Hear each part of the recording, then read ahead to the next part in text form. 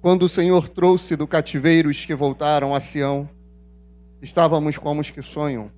Então a nossa boca se encheu de riso e a nossa língua de cânticos. Então se dizia entre as nações: grandes coisas fez o Senhor a estes. Grandes coisas fez o Senhor por nós, e por isso estamos alegres. Faze-nos regressar outra vez do cativeiro, Senhor, como as correntes no sul. Os que semeiam em lágrimas cegarão com alegria. Aquele que leva a preciosa semente andando e chorando voltará sem dúvida com alegria, trazendo consigo seus molhos. Amém? Igreja, pode sentar. Louvado seja Deus. Amados, hoje nós vamos ter uma reflexão. Nós vamos estar logo mais confraternizando. Só que não podemos deixar de meditar na palavra de Deus, amém?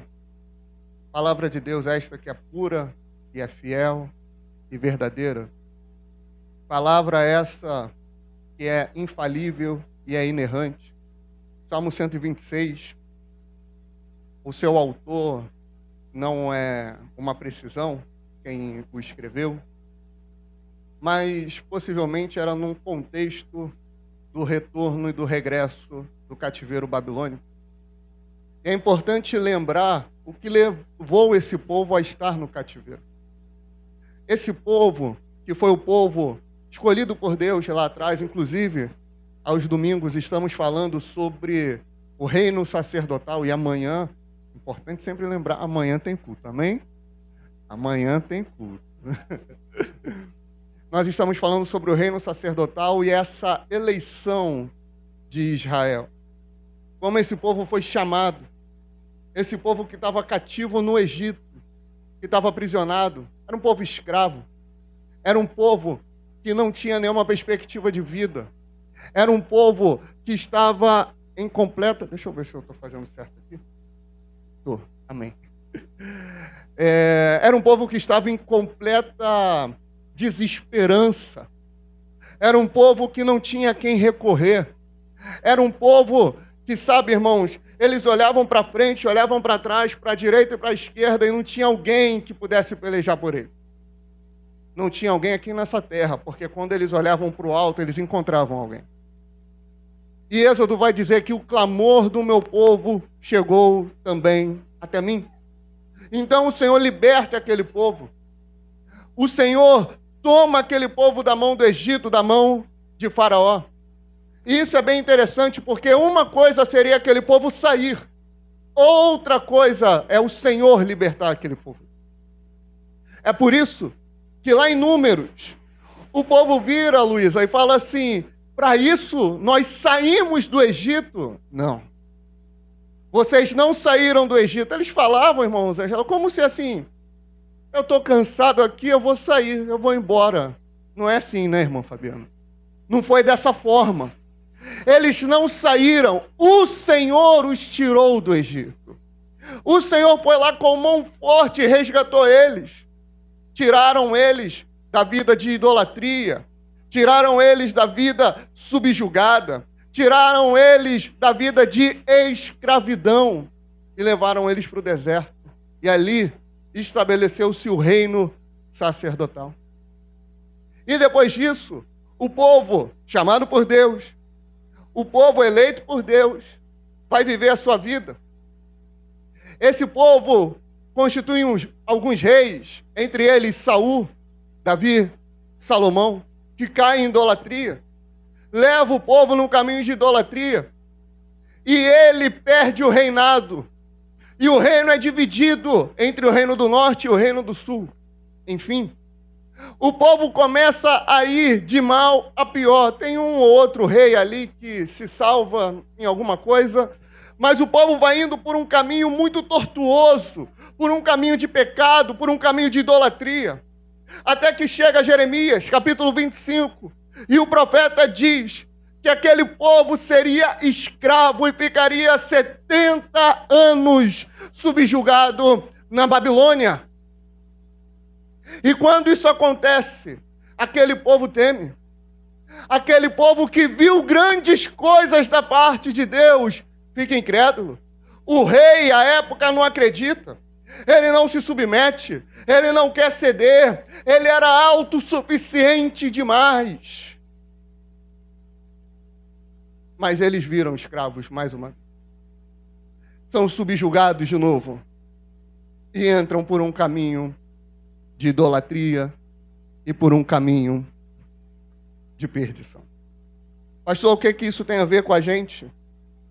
Amados, estávamos no mundo, vivendo a nossa vida, cativos por Satanás, cativos pelo pecado.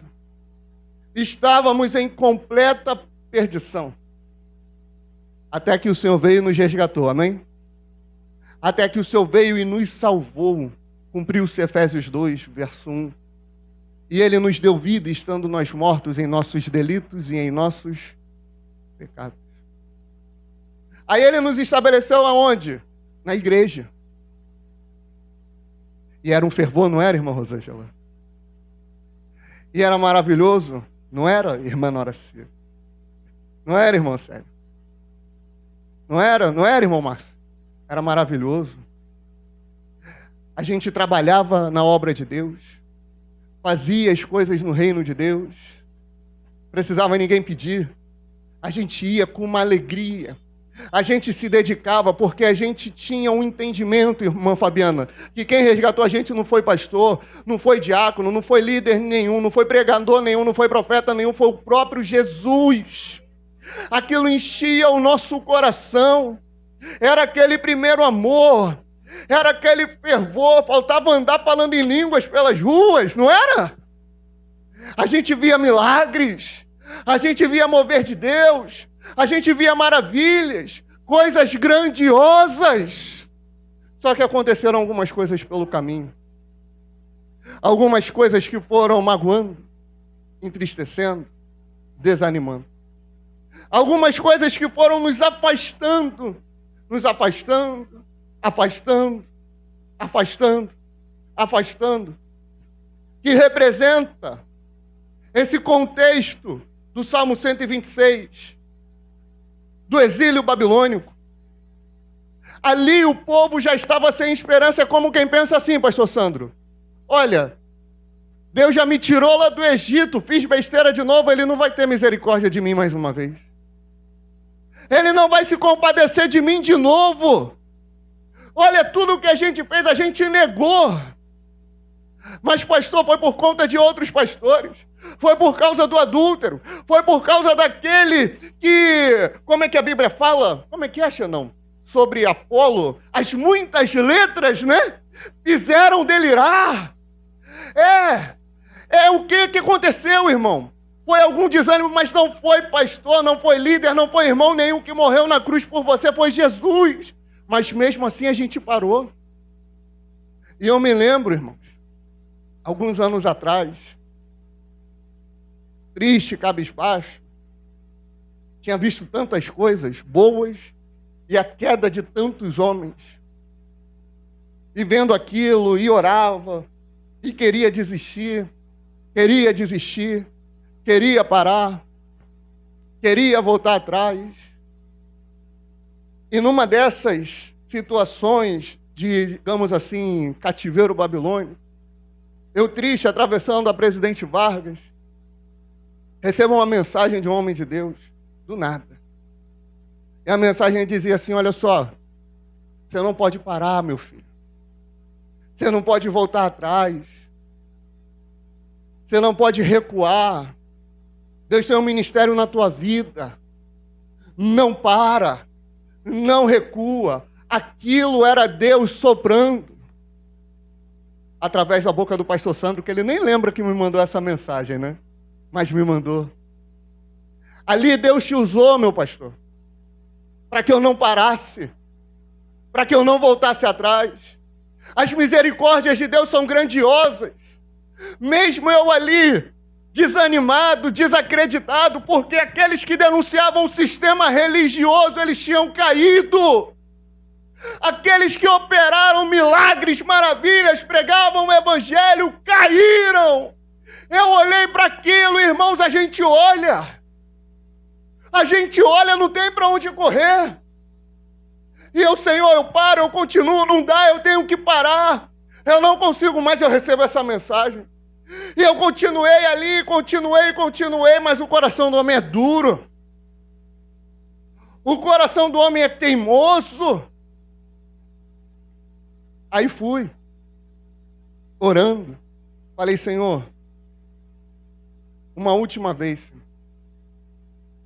eu preciso de um último culto, porque eu não quero mais continuar na igreja. Eu não acredito mais. Não acredito. Quero parar, Senhor. Aí fui. Você acha que eu entrei numa pentecostal? Numa Assembleia de Deus? Que aí vinha a irmã do coque, né? Assim te diz o Senhor. Entrei numa presbiteriana. E Deus falou comigo lá. Como é que é? Sorveteriano, né, pastor? Os gelados. E ali, irmãos, não vou contar detalhadamente a história, e ali o Senhor usou o pastor na mensagem. Estamos aqui hoje. Isso é o Senhor indo lá no cativeiro babilônico e trazendo a gente.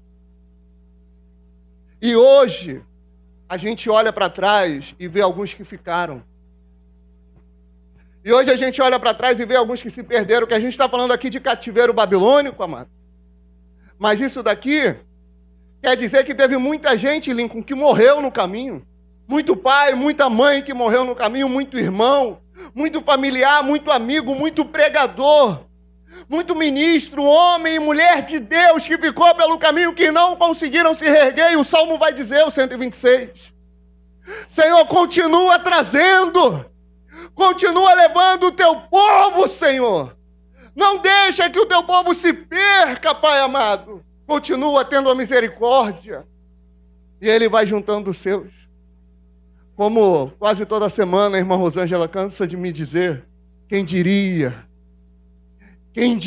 que hoje estaríamos aqui? Quem diria, tia Célia? Tia Célia, esse negócio de irmã Célia é furado. Quem diria? Quem diria que ia vir lá do Santo Cristo? Quem diria? Quem diria, irmão Everaldo, que passando ali na sua loja naquele dia para comprar uma água, íamos conversar e o irmão ia estar aqui hoje? Isso é a misericórdia de Deus. Só que ainda há muito a se fazer, irmão. Aqueles que semeiam com lágrimas, estamos no momento da lágrima, no momento do clamor da restauração, no momento do crescimento do ministério.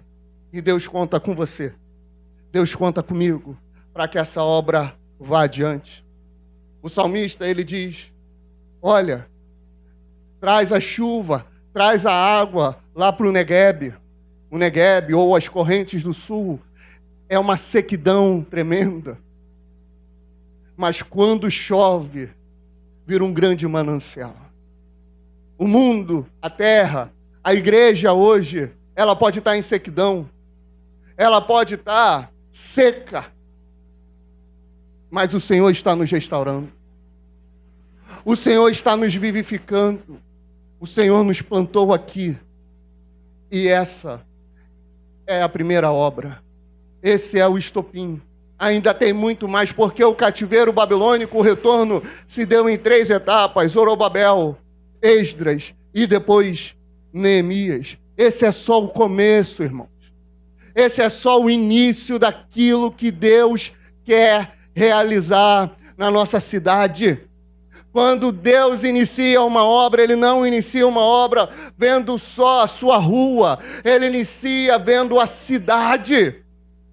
Paulo, ele vai lá em Corinto, é uma cidade. Ele vai lá em Éfeso, é outra cidade. Ele vê a cidade, ele está vendo o Rio de Janeiro, ele vê o Brasil, e ele vê aqueles que clamam, ele vê a aliança cristã. Eu não sou o ministério, nós somos a igreja. Nós somos a aliança.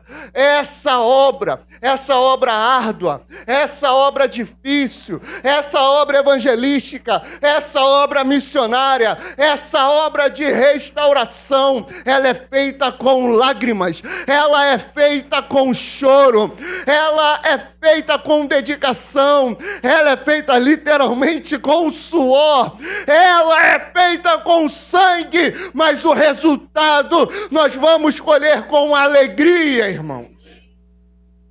Quantas vidas estão destruídas? Quantas vidas estão acabadas? Quantas vidas estão derrotadas, Arabaçupialaia? Quantas vidas estão desviadas? Deus levantou esse ministério para isso. Deus levantou essa igreja para isso, para semear com lágrimas. Isso é aliança. Aliança é a resposta de um clamor, irmão. A aliança é a resposta de oração. A aliança é lugar de comunhão.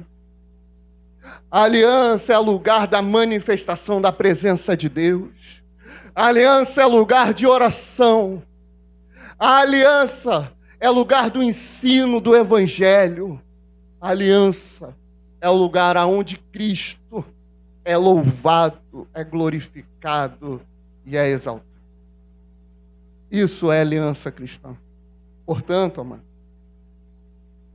é difícil, mas esse é o início da restauração que Deus vem trazer.